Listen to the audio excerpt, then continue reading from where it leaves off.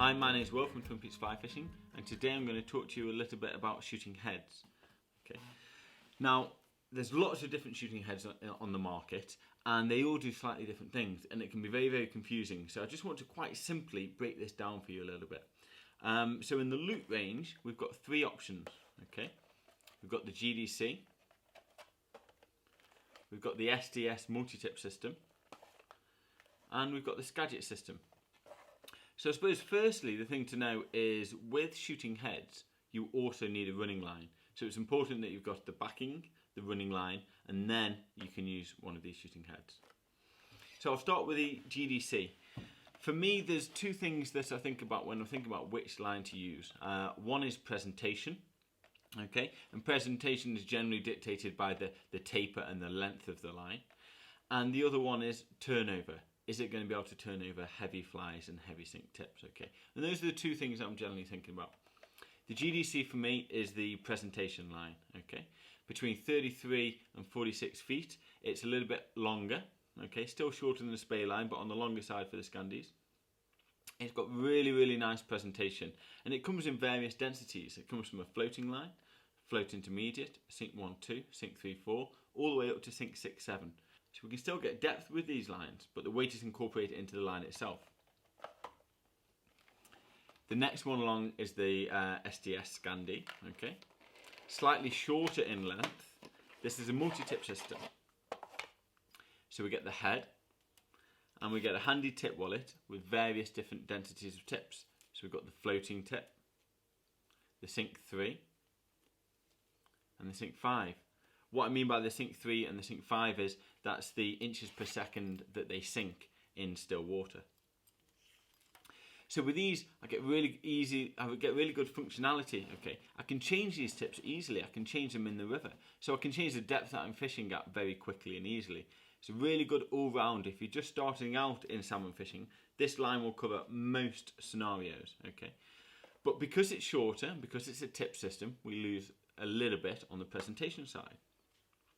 So then if we step down again, we get to the Skagit system. Now the Skagit is designed to turn over heavy flies and heavy sink tips. Okay, it's really handy if you're fishing on really windy days or if you're fishing in tight spots, but for me it's my spring line when I wanted to get that fly to depth. The Skagit you would use with the T-class tips.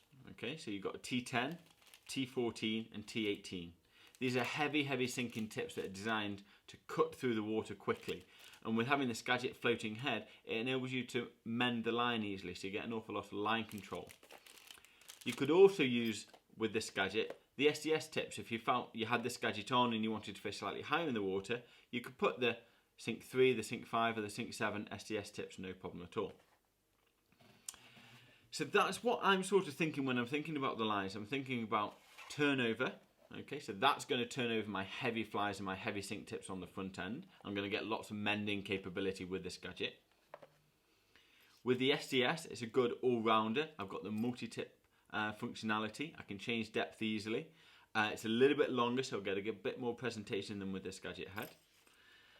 And with the GDC, that's my presentation line. I can still fish deep, but with the full sinking lines, the weight is incorporated into the line, so you lose mending capability. Now it's important to know as well, if we're talking about that length of the line and the taper, we can also add 5-foot poly leaders onto them. These can all be used with additional 5-foot poly leaders on. So if I've got the float intermediate GDC and I feel I want to get down a little bit more, I might want to put the 5-foot sink 5 on the end, so it gives me that triple density functionality. Again, with the SDS, if I'm fishing the floating sink 3 and I want to get down a little bit more, I might want to add the sink 5 or the sink 7 5-foot micro tip. Again, it just gives you a little bit more changeability and functionality.